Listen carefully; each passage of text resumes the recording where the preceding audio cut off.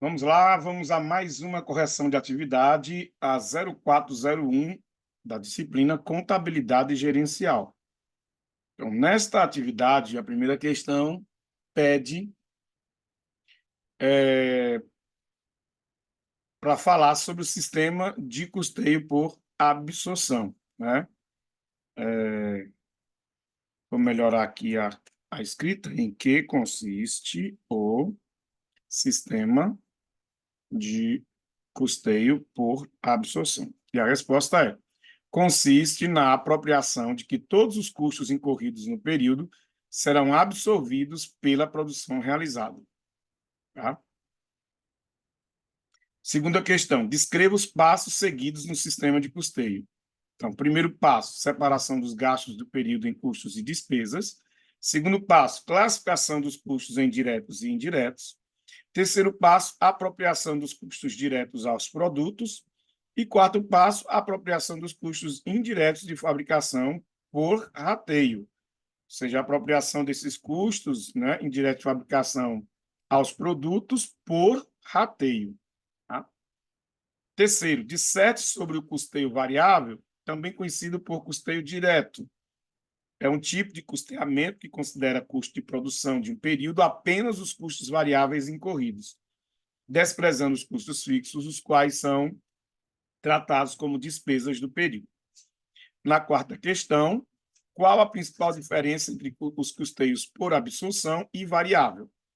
Bom, enquanto o custeio por absorção considera todos os custos, sejam variáveis ou fixos, como custo de produção, o custeio variável só considera os custos variáveis. Os custos fixos são considerados como despesa. A quinta questão, nós trouxemos uma questão do exame do CRC, do primeiro exame de 2017, a questão 23. Reescrevemos aqui a questão, e aí ela diz: uma sociedade empresária que presta serviços de transporte rodoviário transportou 10 mil passageiros em fevereiro de 2017, em uma determinada rota, e apresentou os seguintes gastos relacionados ao seu volume normal de operação. Aqui está os gastos com o transporte de 10 mil passageiros, foram gastos de combustível pelos veículos, R$ 200 mil, a depreciação calculada dos veículos, 18.500, despesa com propaganda, 9.400, despesa com salários e encargos do pessoal administrativo, 13.900, e despesa com salários e encargos dos motoristas dos veículos, 36.700. Bom, tem mais algumas informações. Cada passagem é vendida por R$ 30 e a sociedade empresária só recebe dos passageiros por meio de cartão de débito ou crédito. Em cada venda de passagem, a operadora de cartão cobra uma taxa de 4%. Os veículos somente são utilizados para o transporte de passageiros. Considerando-se apenas as informações apresentadas, e sabendo-se que a sociedade empresária adota o método do custeio por absorção, ele pergunta: o custo dos serviços prestados por passageiro no mês de fevereiro foi de... Então, olha, a gente tem que lembrar que o método é custeio por absorção. E o que ele está perguntando é que ele está perguntando pelo custo dos serviços prestados por passageiro, certo? Então, lá vamos nós. Aqui, ele quer saber o custo, né? Então, ó, pessoal, o que a gente vai fazer? A gente vai pegar os custos, né? O que eu tenho de custos aqui, ó? O custo que está diretamente ligado à produção do serviço, tá? O restante é despesa, e ele está pedindo o custo. E esse é pelo método de absorção.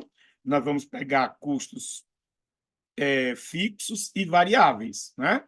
Nós vamos pegar as despesas, ok? As despesas vão para o resultado do período. Então, o que eu tenho de custos aqui? Eu tenho o combustível utilizado, de 200 mil, eu tenho a depreciação dos veículos, de 18.500, e eu tenho o salário e encargos do motorista, de 36.700. Então, eu somo 200 com 18.500 com 36.700, dá 225.200. Esses são os custos do período. Porém, ele quer por passageiro. E se o serviço foi transporte de 10 mil passageiros, aí eu só preciso dividir os 225.200 dividido pelos 10 mil passageiros, que vai dar 25,52. Está lá, marcando letra A. E aí você precisa observar que, embora haja a informação do valor da passagem, a informação de que há uma cobrança de 4% do cartão, isso não está relacionado ao custo do serviço prestado. Tá? Isso aqui são despesas financeiras, certo? Aqui nós temos despesas com vendas, tá? Propaganda, e aqui despesas gerais e administrativas, de 13.900. Tá? Não tem ligação com o serviço prestado, diretamente. Né? Beleza, pessoal? A sexta questão também é do exame, só que do segundo exame de 2017. Esse aqui é do primeiro e esse aqui é do segundo, a questão 24. Aí diz que uma sociedade empresária apresentou as seguintes informações relativas à produção do produto A no mês de julho de 2017. E aqui está as informações.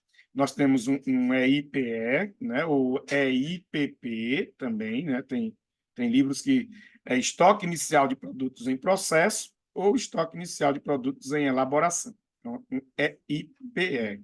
E tem um EFPE ou EFPP também, né? O EIPE, R$ 25.000, o EFPE, de R$ 10.000. Nós temos a matéria-prima consumida na produção do produto A, de 90 mil, mão de obra direta, de 26 mil, e os custos indiretos de fabricação alocados ao A foram alocados 19 mil. Tá?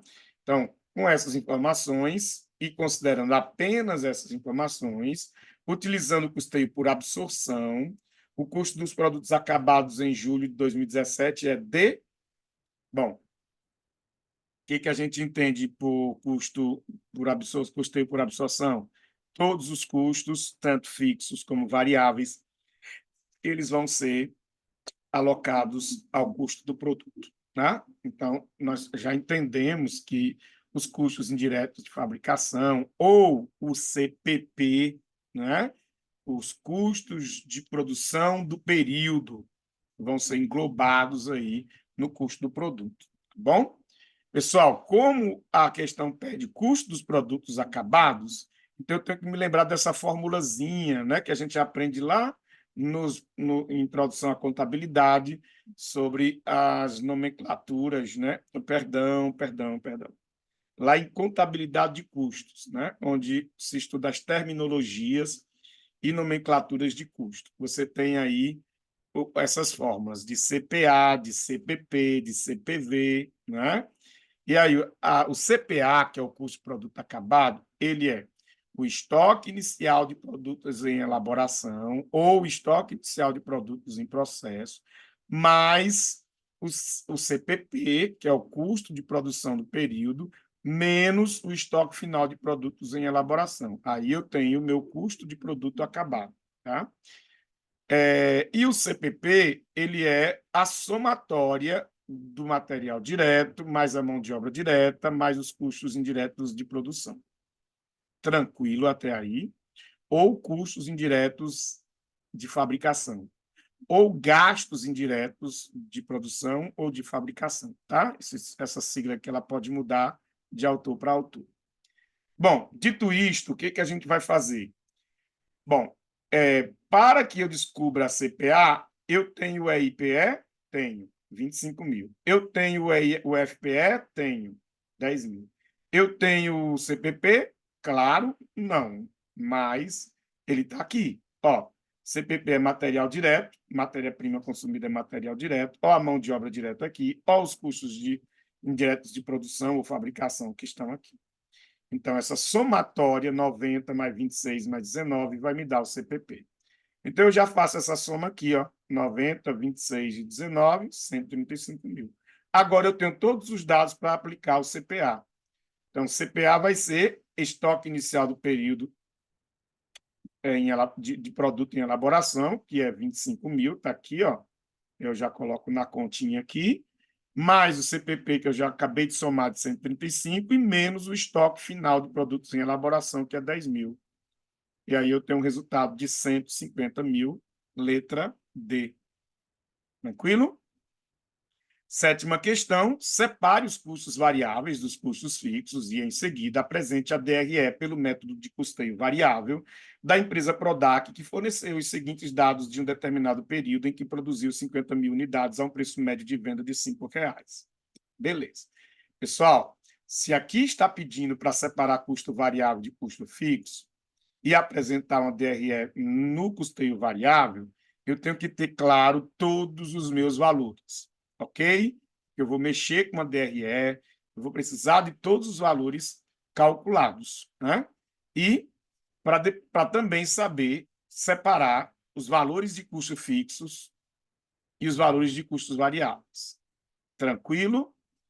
Beleza. Então, vamos lá. O que eu não tenho claro aqui? Eu não tenho claro a comissão de vendedores, não é?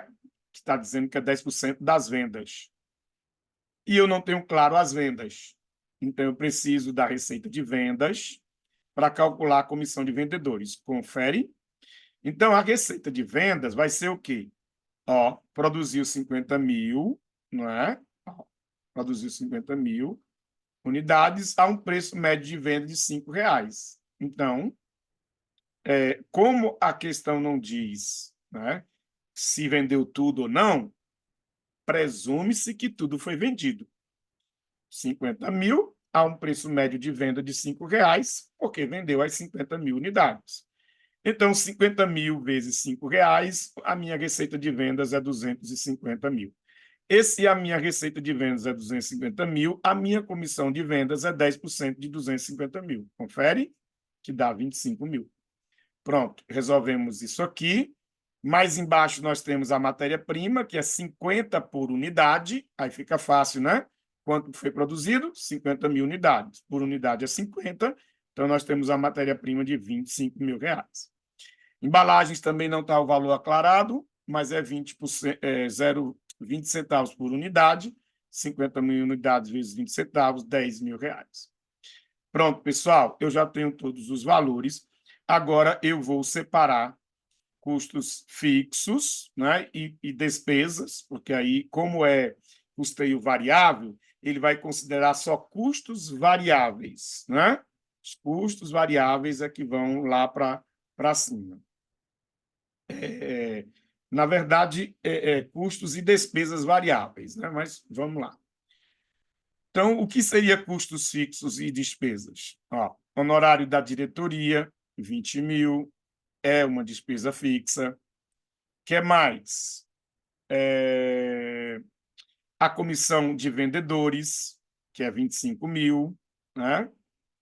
Mais a energia elétrica da empresa, que é um custo fixo de 1.500, a energia elétrica da fábrica, que é da fábrica, né? Aí, se é da fábrica, a energia pode ser, ela vai variar conforme a fabricação, né? A produção. Então, você vê que a empresa dividiu a energia em duas. Tem a energia da empresa, 1.500, essa não tem como ir aos produtos, né? Não varia com os produtos, mas essa aqui varia com os produtos. Quanto mais você fabricar, mais energia você vai gastar. Ou o inverso também procede. Então, os 2 mil não entram no custo fixo. Vamos lá? Os 5 mil, propaganda e publicidade. Aí uma despesa fixa de 5 mil. Né? O aluguel do prédio, mais R$ 1.000. E aí, pessoal, soma-se, né? 20 mil, 25 mil, 1.500, 5 mil e 1.000. Eu tenho 52.500 de custos fixos e despesas fixas. E o custo variável, como é que eu vou encontrar? Aí é fácil, né? Eu tenho a energia elétrica da fábrica, como falamos, ela vai variar de R$ 2.000, mais a matéria-prima, que varia, né? É um custo variável, mais 10 mil das embalagens, que também vai variar. Tá? E aí, somando, dá R$ 37 mil. Daí, então, eu posso agora preencher, né, a tabelinha que está aí na atividade com a DRE do custeio variável. Como é que eu vou achar? Simples assim.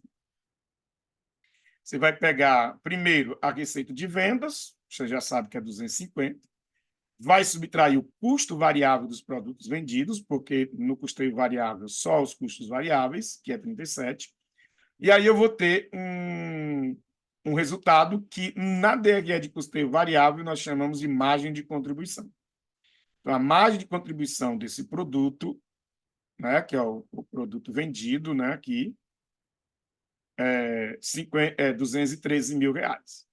Então, essa margem vai pagar os custos fixos e as despesas, em 52.500, e vai sobrar 160.500, que é o lucro, né, solicitado pela questão. Né? Então, a questão está pedindo aí para a gente separar, fazer a DRE, e foi o que a gente fez. Tranquilo? A oitava e última questão pede: explique por que, com relação aos efeitos dos resultados, tanto no custeio por absorção quanto no custeio variável, se a produção for igual às vendas, os lucros serão iguais. Né? Então, pede para explicar o porquê.